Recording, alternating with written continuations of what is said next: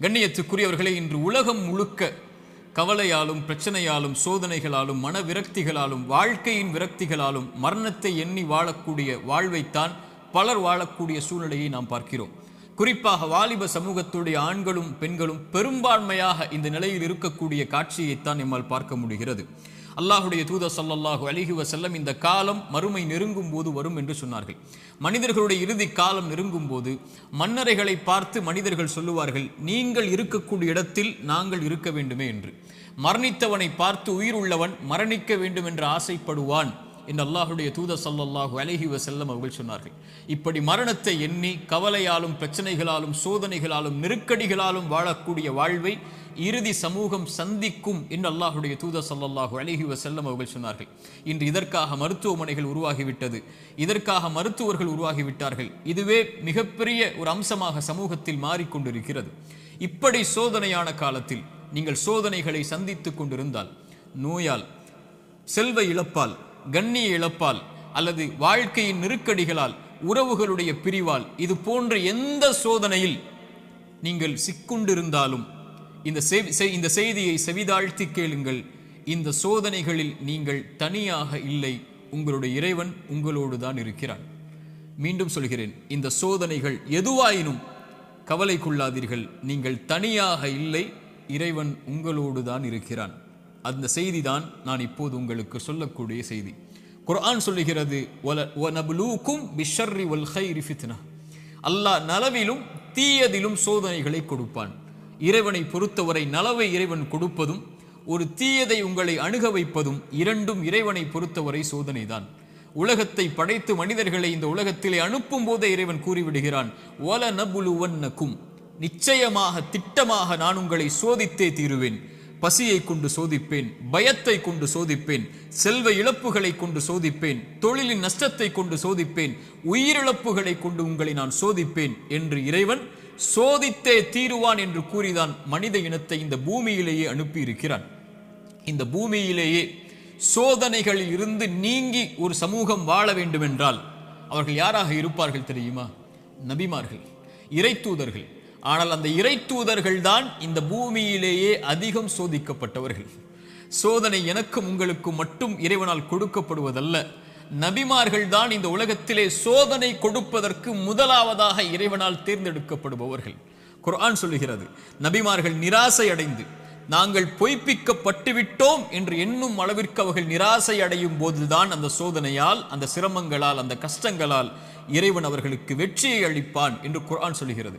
இறைத்தூதர் ஸல்லல்லாஹு அலைஹி வஸல்லம் அவர்களிடத்திலே கேட்கப்பட்டது, இந்த பூமியிலேயே அதிகமாக சோதனைக்கு உள்ளாக்கப்பட்டவர்கள் யார் என்று.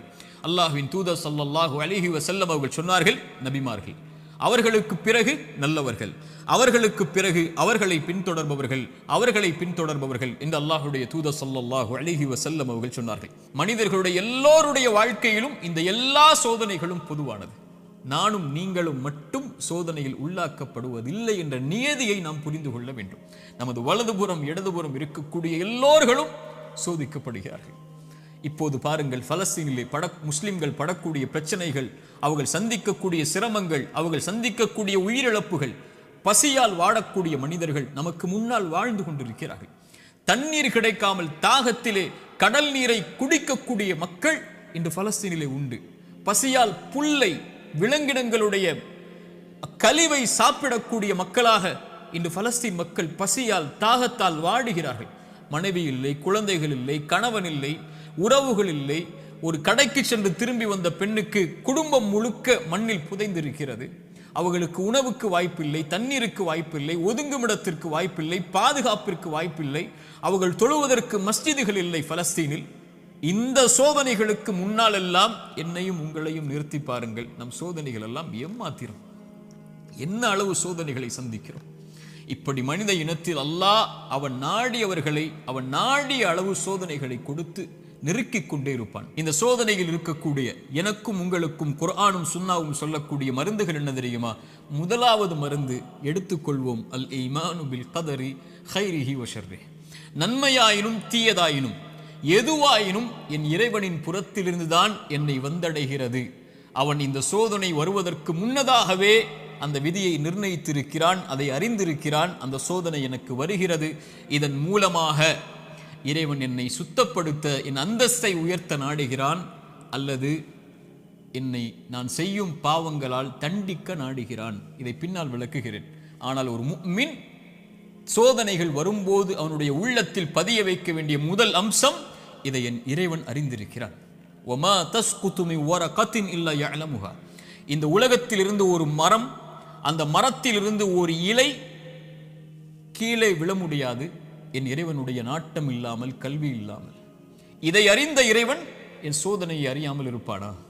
எனக்கு வரக்கூடிய நோயை, செல்வ இழப்பை, கஷ்டங்களை, சிரமங்களை, பிரிவை என் இறைவன் அறியாமல் இருப்பானா? அல்லது நாம் இன்று உலகத்திலே பார்க்கக்கூடிய எல்லா சோதனைகளையும், பலஸ்தீனில் என்னுடைய சமூகம் படக்கூடிய சிரமங்களை, கஷ்டங்களை, சோதனைகளை, அந்த இரத்தங்களை, அந்த உயிரிழப்புகளை, அந்த பிரிவுகளை, அந்த ஓலங்களை இறைவன் அறியாமல் இருப்பானா? இறைவன் அனைத்தையும் அறிந்திருக்கிறான். ஆனால் அவனுக்கென்று ஒரு நியதி இருக்கிறது, அவனுக்கென்று ஒரு வழிமுறை இருக்கிறது. இந்த சமூகத்தை தூய்மைப்படுத்துவதற்கும், இந்த சமூகத்திற்கு அவன் பாவங்களின் காரணமாக தண்டனைகளை கொடுப்பதற்கும். அல் ஈமானு பில் கதரி வல் கைரிஹி வ ஷர்ரி, நன்மை தீமை அனைத்தும் இறைவனின் புறத்திலிருந்து வருகிறது. அவன் நாடியதால் தான் இது என்னை வந்தடைந்திருக்கிறது என்பதை முதலில் ஒரு முஃமின் ஏற்றுக்கொள்ள வேண்டும். இரண்டாவது மருந்து, இறை நினைவை உள்ளத்திலே கொண்டு வர வேண்டும். இறைவனை உள்ளம் நினைக்க தயாராக வேண்டும். உள்ளத்தின் நோய்க்கு மிகப்பெரிய மருந்து அலா பி திக்ரில்லாஹி தத்மஇன்னுல் குலூப். உள்ளத்தின் நிம்மதியை அல்லாஹ் திக்ரில் வைத்திருக்கிறான், அவனுடைய நினைவில் வைத்திருக்கிறான். ரப்பை ஒருவன் சோதனையில் நினைத்தால் ஃபத்குருனி ஃபத்குரூனி அத்குருக்கும், ஃபத்குரூனி அத்குருக்கும், என்னை நினையுங்கள். ரப்பு சொல்லுகிறான், உங்களை படைத்தவன் சொல்லுகிறான், உங்களை பரிபாலிப்பவன் சொல்லுகிறான், அத்குருக்கும், உங்களை நான் நினைக்கிறேன். அல்லாஹு அக்பர். அல்லாஹ் நினைத்து விட்டால் உங்களுடைய சோதனைகள் எல்லாம் எம்மாத்திரம் அவனுக்கு நீக்குவதற்கு. உங்கள் நோயில் இறைவன் உங்களை நினைத்து விட்டால் அவனை தவிர வேறு யார் உங்களுக்கு மருந்தை கொடுத்து அந்த நோயை நீக்க முடியும்? செல்வ இழப்பை நீக்க முடியும், பிரிவுடைய கவலைகளை நீக்க முடியும், வாழ்வின் பிரச்சனைகளை நீக்க முடியும். அல்லாஹுடைய தூதர் ஸல்லல்லாஹு அலைஹி வஸல்லம் சொன்னார்கள், அல்லாஹ் கூறுவதாக, ஒரு அடியான் என்னை எப்படி நினைக்கிறானோ அது போன்றே நானும் அவனை நினைக்கிறேன். அவன் என்னை நினைத்தால் நான் அவனோடு இருந்து விடுகிறேன். அவன் என்னை தனிமையில் நினைத்தால் நானும் அவனை தனிமையில் நினைக்கிறேன். அவன் ஒரு கூட்டத்தில் என்னை நினைவு கூர்ந்தால் அவன் நினைவு கூறக்கூடிய கூட்டத்தை விட சிறந்த கூட்டத்தில் நான் அவனை நினைவு கூறுகிறேன் என்று அல்லாஹுடைய தூதர் ஸல்லல்லாஹு அலைஹி வஸல்லம் அல்லாஹ் கூறுவதாக சொன்னார்கள். அவன் தனிமையில் அவன் நினைத்தால் என்னை, நான் அவனை தனிமையில் நினைக்கிறேன். என்னை நினைத்தால் நான் அவனோடு தான் இருக்கிறேன் என்று அல்லாஹ் கூறுகிறான். அல்லாஹ் உங்களோடு இருந்தால் ஏன் கவலை? அல்லாஹ் உங்களோடு இருந்தால் ஏன் பிரச்சனைகள்? அல்லாஹ் உங்களோடு இருந்தால் ஏன் சிரமங்கள்? அல்லாஹ்வை நேசிக்கக்கூடிய அடியார்களுக்கு லா ஹவுஃபுன் அலைஹிம் வலா ஹும் யஹ்ஸனூன், அவர்கள் கவலை கொள்ள மாட்டார்கள், அவர்கள் பயம் கொள்ள மாட்டார்கள். அவர்களுடைய உள்ளம் அல்லாஹ்வின் நினைவால் நிரம்பி இருக்கும் போது இறைவன் கொடுத்த கவலை, இறைவன் கொடுத்த சோதனை, அவன் எனக்கு ஒன்றை நாடுகிறான், இதில் நான் நலவை முயற்சி செய்து முன்னேறுகிறேன், என்ன சோதனையாயினும் அவன் எனக்கு நீக்குவான் என்ற நம்பிக்கையில் ஒரு முஃமின் முன்னேறுவான். ஒரு பாவி இறைவனை குறை கூறி பின்னால் வந்து விடுவான், இறைவனை மறந்து பின்னால் சென்று விடுவான், இறைவனை ஏசி அல்லது சபித்து நீ எல்லாம் இறைவனா என்று சோதனையில் அவனை தூற்றிவிட்டு பின்னால் வந்து விடுவான். ஒரு முஃமின் அவனை அதிகம் அதிகம் நினைவு கூறுவதற்கு தயாராகுவான். மூன்றாவது துஆ, அவனை அழைக்க வேண்டும், நினைத்த இறைவனை அழைக்க வேண்டும். அழைப்பதுதான் சோதனைகளை நீக்கும். கரம் ஏந்தி உங்களுடைய சோதனைகளை முறையிட்டு நீங்கள் அல்லாஹ்வை அழைக்காமல் சோதனை நீங்கும் என்று நினைப்பது பகலில் கனவு காண்பதுதான், நடக்கவே நடக்காது. இறைவனை அழைத்தால் தான் சோதனைகள் நீங்கும். நபிமார்கள் அழைத்தார்கள், நபி யூனுஸ் அழைத்தார்கள் அல்லாஹ்வை, லா இலாஹ இல்லா அன்த சுப்ஹானக் இன்னி குன்து மினல் ஸாலிமீன். உறவுகளை விட்டு நீங்கி, உலகத்தை விட்டு நீங்கி செய்த ஒரு சிறிய தவறால் மீன் வயிற்றில் அகப்பட்டு இருளில் கிடக்கக்கூடிய ஒரு நபி, அவர்களுக்கு தெரியும் இந்த இருளில் இருந்து யாரும் என்னை நீக்க முடியாது, என்னை விளக்கி கொண்டு வர முடியாது, மீன் வயிற்றுடைய இருள் சூழ்ந்திருக்கிறது, உங்களுடைய வாழ்க்கையும் இருளால் சூழப்பட்டிருந்தால் அல்லாஹுடைய தூதர் சொன்னார்கள், யூனுஸ் அழைத்த அந்த பிரார்த்தனையை நீங்களும் அழையுங்கள், அல்லாஹ் உங்களையும் அந்த பிரச்சனையில் இருந்து நீக்குவான். லா இலாஹ இல்லா அன்த சுப்ஹானக், வணக்கத்துக்குரிய இறைவனை, உன்னை தவிர வணங்கத் தகுதியானவன் யாரும் இல்லை, நீ பரிசுத்தமானவன். இன்னி குன்து மினல் ஸாலிமீன், நான் அநீதம் செய்பவன் யா அல்லாஹ், அநீதத்திற்கு உள்ளானவன் யா அல்லாஹ், எனக்கு இந்த சோதனைகளை நீக்கு யா அல்லாஹ் என்று அவன் கேட்பான். அல்லாஹ் அந்த சோதனையை நீக்குவான். நான் செய்த பாவத்தால் எனக்கு இந்த சோதனை என்றால் இதோ விடுகிறேன் யா அல்லாஹ், நீக்கு யா அல்லாஹ். நபி யூனுஸ் அழைத்தார், அல்லாஹ் நீக்கிறான். நபி மூசா அழைத்தார், அல்லாஹ் நீக்கிறான். நபி இப்ராஹிம் அழைத்தார்கள், அல்லாஹ் நீக்கினான். நபி தாவூத் அழைத்தார்கள், அல்லாஹ் நீக்கினான். நபி நூஹ் அழைத்தார்கள், அல்லாஹ் நீக்கினான். நபி ஜக்கரியா அழைத்தார்கள், அல்லாஹ் நீக்கினான். நபி அய்யூப் அழைத்தார்கள், அல்லாஹ் நீக்கினான். முஹம்மது ரசூலுல்லாஹ் ஸல்லல்லாஹு அலைஹி வஸல்லம் அழைத்தார்கள், அல்லாஹ் நீக்கினான். நாம் அழைத்தோமா அல்லாஹ்வை? நாம் கேட்டோமா அல்லாஹ்விடத்தில்? நாம் முறையிட்டோமா, யா அல்லாஹ் இந்த சோதனையால் சிரமப்படுகிறேன், அவதிப்படுகிறேன், கஷ்டப்படுகிறேன், இன்னல் படுகிறேன், கண்ணீர் வடிக்கிறேன், எனக்கு இந்த சோதனையை நீக்கு யா அல்லாஹ். என் பாவத்தின் மூலமாக வந்திருந்தால் இதோ இந்த பாவங்களை விட்டு விலகி வருகிறேன் யா அல்லாஹ், என் கவலையை நீக்கு என்று கேட்டிருக்கிறோமா? அல்லாஹ்வுடைய தூதர் ஸல்லல்லாஹு அலைஹி வஸல்லம் ஒரு நபித்தோழரை பார்க்கிறார்கள். பள்ளியில் தொழுகை அல்லாத நேரத்தில் அவரை பார்த்து கேட்டார்கள், ஏன் தோழரே பள்ளிக்கு வந்திருக்கிறாய் இந்த நேரத்தில்? அவர் சொன்னார், யா ரசூல் அல்லாஹ், கடன், யா ரசூல் அல்லாஹ், கவலைகள், உள்ளம் நிரம்பி இருக்கிறது அல்லாஹ்வின் தூதரே. அல்லாஹ்வுடைய தூதர் ஸல்லல்லாஹு அலைஹி வஸல்லம் சொன்னார்கள், நான் உனக்கு ஒரு துஆவை சொல்லித் தருகிறேன், அதை நீ ஓதினால் அல்லாஹ் ரப்புல் ஆலமீன் உனக்கு இந்த சோதனைகளில் இருந்து வெளியேறக்கூடிய வாய்ப்பை அல்லாஹ் ரப்புல் ஆலமீன் உனக்கு தருவான். என்ன அல்லாஹ்வின் தூதரே அந்த பிரார்த்தனை? அல்லாஹும்ம இன்னி அஊது பிக மினல் ஹம்மி வல் ஹஸன், அல்லாஹும்ம இன்னி அஊது பிக மினல் ஹம்மி வல் ஹஸன். யா அல்லாஹ், என்னுடைய துக்கம், என்னுடைய எதிர்காலம் என்ன ஆகப் போகிறது, நான் எதை நோக்கி செல்லப் போகிறேன், என்னுடைய வருமானம் என்ன ஆகப் போகிறது, இவ்வளவு கஷ்ட இழப்புகளை சந்தித்து விட்டேனே, இனிமேல் என்ன ஆகப் போகிறது என்ற கவலையில் இருந்தால் யா அல்லாஹ் அந்த துக்கத்தை நீக்கு யா அல்லாஹ். எதிர்கால கவலைகளை பற்றிய கவலையை உள்ளத்திலிருந்து நீக்கு யா அல்லாஹ். வல் ஹஸன், என்னுடைய முன்னால் நான் செய்த பாவங்கள், முன்னால் என் வாழ்க்கையில் நடந்த நிலைகள், நான் சந்தித்த இழப்புகள், அதனால் என் உள்ளம் துவண்டிருக்கிறது. எதிர்காலத்தை பற்றியும் கடந்த காலத்தில் நான் செய்ததை பற்றியும் என்னுடைய உள்ளம் கவலை கொண்டு நடக்க முடியாமல், நகர முடியாமல் இருக்கிறேன் யா அல்லாஹ், அதை நீக்கு யா அல்லாஹ். எதிர்காலத்தை பற்றிய கவலையை நீக்கு, கடந்த காலத்தை பற்றிய நினைவுகளை நீக்கு, இனிமேல் வாழக்கூடிய வாழ்க்கையை சரிபடுத்து என்று இறைவனை அழைப்பான். அல்லாஹும்ம இன்னி அஊது பிக மினல் ஹம்மி வல் ஹஸன் வ அஊது பிக மினல் அஜ்ஸி வல் கஸல். யா அல்லாஹ், இயலாமை, என்னால் இனிமேல் என்ன செய்ய முடியும், என்ன இருக்கிறது என்னிடத்தில், எதை கொண்டு செல்லுவேன் என்ற பயம், இயலாமை என்னிடத்தில் இருக்கிறது. யா அல்லாஹ், கசல், சோம்பேறித்தனத்தால் சோம்பலில் இருக்கிறேன், என்னால் முடியும் யா அல்லாஹ், ஆனால் எழ முடியவில்லை, என்னால் இந்த சோதனைகளை கடக்க முடியவில்லை, என்னிடத்திலே தைரியம் இல்லை யா அல்லாஹ், தைரியத்தை கொடு, அதை செய்து முடிக்கக்கூடிய உறுதியை கொடு. வஅஊது பிக மினல் அஜ்ஸி வல் கஸல் வஅஊது பிக மினல் ஜுப்னி வல் புகுல். யா அல்லாஹ், கஞ்சத்தனத்தை விட்டும், யா அல்லாஹ் கோழைத்தனத்தை விட்டும், யா அல்லாஹ் கடன் என்னை மிகைப்பதை விட்டும், மனிதர்கள் என்னை ஆக்கிரமிப்பதை விட்டும் என்னை பாதுகாத்து விடு யா அல்லாஹ். இந்த அல்லாஹ்வுடைய தூதர் ஸல்லல்லாஹு அலைஹி வஸல்லம் அந்த துஆவை அந்த தோழருக்கு கற்றுக் கொடுத்தார்கள். இதை ஓதக்கூடிய வழக்கம் உள்ளவர்களாக மாற வேண்டும். இப்படி அல்லாஹ்வை அழைக்கக்கூடிய முறையிலெல்லாம் இதா சஅலக இபாதி அன்னி ஃபஇன்னி கரீபுன் உஜீபு தஅவத தாஇ இதா தஆன். அழைப்பவர்கள் அழைத்தால் அந்த அழைப்பிற்கு இவன் பதில் கொடுக்காமல் இருப்பதில்லை. அல்லாஹ்வின் தூதர் சொன்னார்கள், ஒரு மனிதன், ஒரு முஃமின் அல்லாஹ்விடத்திலே கரம் ஏந்தி அவனுடைய கரம் அல்லாஹ் கொடுக்காமல் கீழே விழுந்தால் அவன் கேட்பதை இறைவன் வெட்கப்படுகிறான் என்று அல்லாஹ்வுடைய தூதர் ஸல்லல்லாஹு அலைஹி வஸல்லம் சொன்னார்கள். அல்லாஹ்வை அழையுங்கள். கடைசியாக இந்த நேரத்தில் சுருக்கமாக சொல்கிறேன், மீண்டும் சொல்கிறேன், நோயால் சிரமப்படுகிறீர்களா, இழப்புகளால் சிரமப்படுகிறீர்களா, பிரிவால் சிரமப்படுகிறீர்களா, கடினமான காலத்தை வாழ்க்கையில் கடக்கிறீர்களா, ஒருபோதும் அல்லாஹ் உங்களை கைவிட மாட்டான். உங்களை விட இறைவன் உங்கள் மீது நேசம் கொண்டிருக்கிறான். கவலை கொள்ளாதீர்கள். நீங்கள் தனியாக ஒருபோதும் இல்லை. உலகமெல்லாம் உங்களுக்கு எதிராக இருந்தாலும் நீங்கள் தனியாக இல்லை. அவன் உங்களோடு இருக்கிறான். அவன் உங்களோடு இருந்தால், இந்த உலகத்தில் யார் உங்களோடு இல்லை என்றாலும், இந்த உலகமே உங்களை வெறுத்திருந்தாலும், உலகமே உங்களை புறக்கணித்தாலும் கவலை கொள்ளாதீர்கள். அது போதும் நமக்கு. இறைவன் உங்களோடு இருந்தால் அது போதும். உலகமெல்லாம் உங்களோடு இருந்து இறைவன் உங்களோடு இல்லை என்றால் அதைவிட நஷ்டம் இல்லை. உலகத்தில் எவரும் இல்லாமல் இறைவன் உங்களோடு இருந்தால் அதைவிட இன்பம் இல்லை. நபிமார்கள் உலகம் புறக்கணித்தது நபி நூஹை, ஆனால் நூஹோடு அல்லாஹ் இருந்தான். நபி தாவூதை உலகம் புறக்கணித்தது, அல்லாஹ் அவர்களோடு இருந்தான். நபி யூனுஸை உலகம் புறக்கணித்தது, அவர்கள் செய்த பாவத்திற்காக மன்னிப்பை கேட்டார்கள், அல்லாஹ் அதிலிருந்து அவர்களை பாதுகாத்தான். இப்ராஹீமை உலகம் புறக்கணித்தது, அல்லாஹ் அவர்களோடு இருந்தான். மூசாவை உலகம் புறக்கணித்தது, அல்லாஹ் அவர்களோடு இருந்தான். நபி அல்லாஹ்வின் தூதரையும் உலகம் புறக்கணித்தது, பெரும்பான்மை புறக்கணித்தது, அல்லாஹ் அவர்களோடு இருந்தான். லா தஹ்சன் இன்னல்லாஹ மஅனா. அல்லாஹ்வின் தூதர் அதனால்தான் சொன்னார்கள், கவலை கொள்ளாதீர், அல்லாஹ் நம்மோடு இருக்கிறான். அல்லாஹ்வின் தூதர் ஸல்லல்லாஹு அலைஹி வஸல்லம் ஒரு தாயை குறித்து சொன்னார்கள்.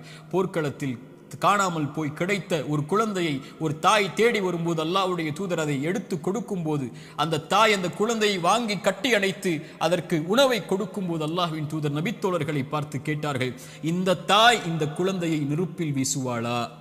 அந்த குழந்தை படக்கூடிய சிரமத்தை கஷ்டமாக உணர்ந்த அந்த தாய், தன் உயிர் போய் கிடைத்த வந்த மகிழ்ச்சியில் இந்த வாழக்கூடிய இந்த தாய் இந்த குழந்தையை நெருப்பில் வீசுவாளா?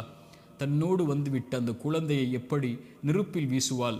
அல்லாஹ் இந்த குழந்தைக்கு இந்த தாய் காட்டக்கூடிய அன்பை விட அல்லாஹ் அவனுடைய அடியார்கள் மீது இரக்கம் உள்ளவன். அல்லாஹ் அக்பர். ஒரு அறிஞர் அழகாக சொல்லுவார், யா அல்லாஹ், அல்லாஹ்வை அழைத்து சொல்லுவார், யா அல்லாஹ், என் தாயை விட என் மீது இரக்கம் காட்டக்கூடியவன் நீ. என் தாய் நான் சிரமப்படுவதை, என் தாய் நான் நோயில் வாடுவதை, என் தாய் நான் கடனில் இருப்பதை, கடனால் கஷ்டப்படுவதை, என் தாய் என் செல்வ இழப்புகளில் கஷ்டப்படுவதை, என் தாய் என்னுடைய இழப்புகளில், பிரிவில், நோயில், சிரமங்களில், சோதனையில் கஷ்டப்படுவதை விரும்ப மாட்டாள். என் தாயை விட என் மீது இரக்கம் உள்ள நீயும் விரும்ப மாட்டாயா அல்லாஹ், அதை எனக்கு இரக்கம் காட்டு, இந்த சோதனையை நீக்கென்று அல்லாஹ்வை அழைப்பார்கள் அறிஞர்கள் இந்த ஹதீஸை கொண்டு. அல்லாஹு அக்பர். அல்லாஹ் உங்களை ஒருபோதும் கைவிட மாட்டான். அல்லாஹ் உங்களை ஒருபோதும் பிரிந்து விட மாட்டான். அல்லாஹுவின் பக்கம் வந்து விட்டால் அல்லாஹ் உங்களை ஒருபோதும் வேதனை அடைவதை, உங்கள் கண்கள் கண்ணீர் வடிப்பதை, உங்கள் உள்ளம் நெருக்கமாகுவதை, உங்கள் உள்ளம் உடைக்கப்படுவதை இறைவன் ஒருபோதும் பார்த்து கொண்டிருக்க மாட்டான். ஆனால் கடைசியாக சோதனைகள் இறைவனின் புறத்திலிருந்து வருகிறது, ஆம். ஆனால் ஒருவருக்கு சோதனை நன்மையாக வரும், ஒருவருக்கு சோதனை தண்டனையாக வரும். நபிமார்களுக்கு சோதனை வந்தது என்று சொன்னேன். எல்லா நபிமார்களுக்கும் சோதனை வந்தது. அந்த சோதனைகள் அவர்களை தூய்மைப்படுத்துவதற்காக, அவர்களை சுத்தப்படுத்துவதற்காக, அவர்களுடைய அந்தஸ்தை அல்லாஹ்விடத்திலே உயர்த்துவதற்காக, ஈமானில் அவர்களை உறுதிப்படுத்துவதற்காக, எல்லாவற்றையும் கொண்டும், உலகத்தை கொண்டும், மார்க்கத்தை கொண்டும், தீனை கொண்டும் அல்லாஹ் சோதித்துக் கொண்டே இருந்தால் அவனின் பக்கம் அவர்களை நெருக்கமாக்கி, அவனின் பக்கம் அவர்களை நெருக்கமாக்கி கொண்டு வருவதற்காக. அது நிஅமா, அது அருள். அந்த சோதனை அருள். அல்லாஹ்வுடைய தூதர் ஸல்லல்லாஹு அலைஹி வஸல்லம் அவர்கள் சொன்னார்கள், உலகத்தில் அதிகமாக சோதிக்கப்பட்டவர்கள் யார் என்று கேட்கும்போது நபிமார்கள், அவர்களுக்கு பின்னால் வந்தவர்கள், அவர்களுக்கு பின்னால் வந்தவர்கள் என்று சொல்லிவிட்டு சொன்னார்கள், அல்லாஹ் ஒரு மனிதனுடைய மார்க்கத்திற்கு ஏற்ப அவனை சோதிப்பான். யா அல்லாஹ், அவனுடைய மார்க்கம் நிலையாக உறுதியாக இருந்தால் அந்த உறுதியோடு, அந்த நிலையோடு சோதனையும் உறுதியாகும். யா அல்லாஹ். மேலும் சொன்னார்கள், அவனுடைய மார்க்கம் எளிதாக இருந்தால் சோதனையும் அவனுக்கு எளிதாகும்.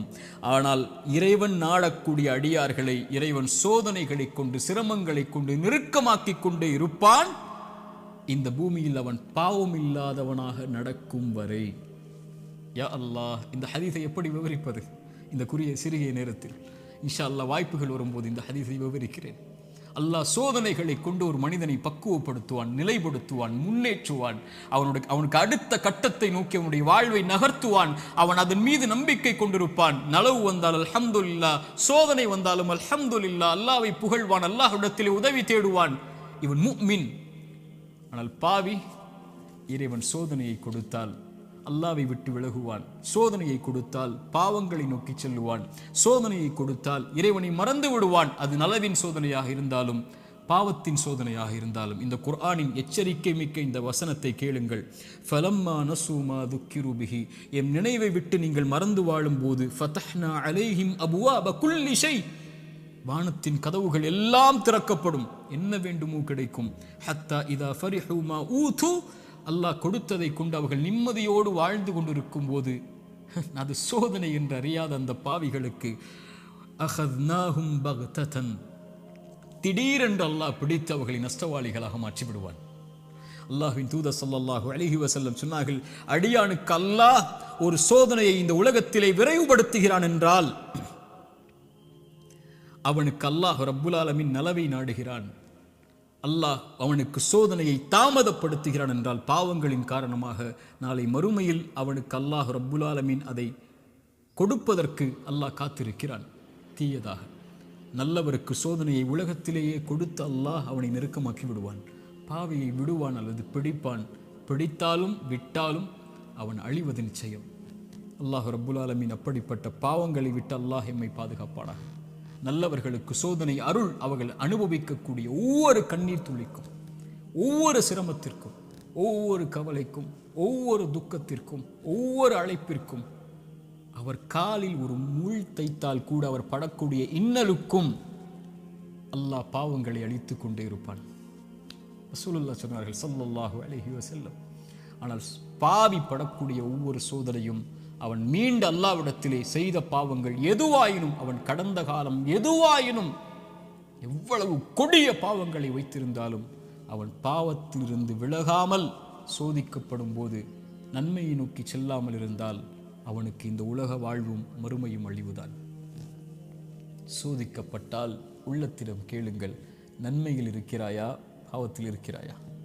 நன்மையில் இருந்தால் இது உனக்கு அருளின் சோதனை, முன்னேறு, வெளிச்சம் உனக்கு முன்னால் இருக்கிறது, நடந்து சென்று கொண்டே இரு, இந்த இருள் நீங்கிவிடும்.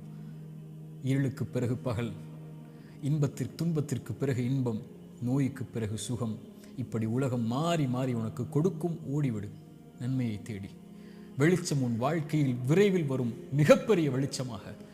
நீ ஒரு மாதம் சிரமப்படுவாய், ஆனால் நீ கடக்க வேண்டிய இந்த மாதத்தை அல்லாஹ்வின் நம்பிக்கையில் நன்மையில் கடந்து விட்டால் நீ வருடம் முழுக்க நிம்மதியோடு இருப்பாய்.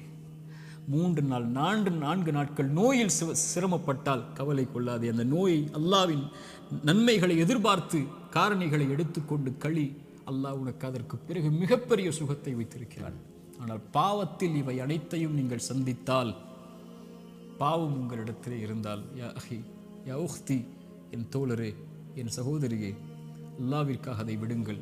அல்லாஹ் உங்களை அரவணைக்க காத்து கொண்டிருக்கிறான். அவனை நோக்கி வந்து விடுங்கள். உங்கள் வாழ்வின் கவலைகள், பிரச்சனைகள், துன்பங்கள் இவை அனைத்தையும் இறைவன் நீக்கி விடுவான்.